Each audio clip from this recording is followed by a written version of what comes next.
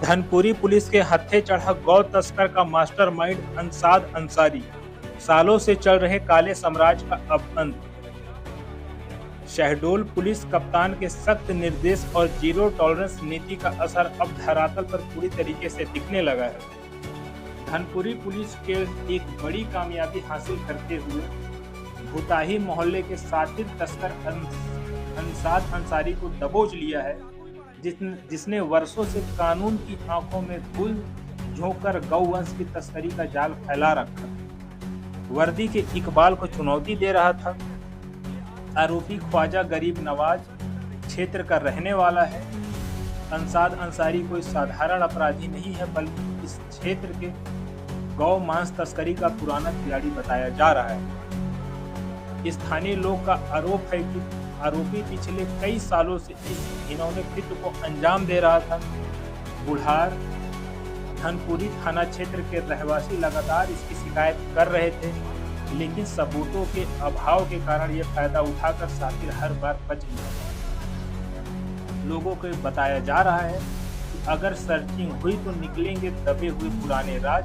सूत्रों का दावा है कि गिरफ्तार आरोपी के घर से अगर गुप्त ठिकानों की बारीकी से जांच की जाए, फोरेंसिक सर्चिंग की जाए, तो कई चौंकाने वाले खुलासे सामने आ सकते हैं।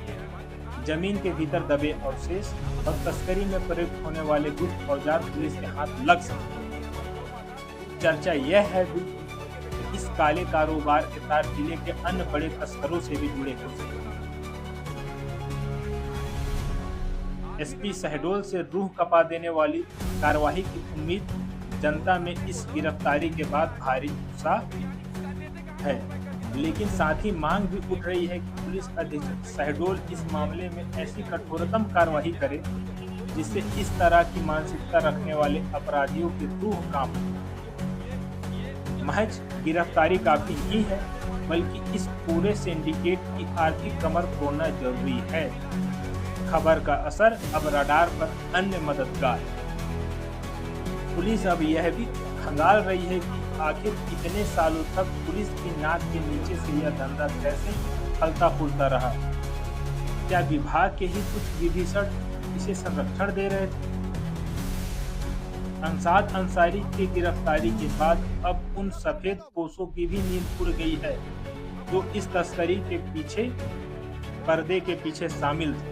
इस खेल में प्रमुख सवाल ये है कि आखिर इतने वर्षों तक कानून से कैसे बचता रहा अंसाद अंसारी। क्या इसके घर की खुदाई और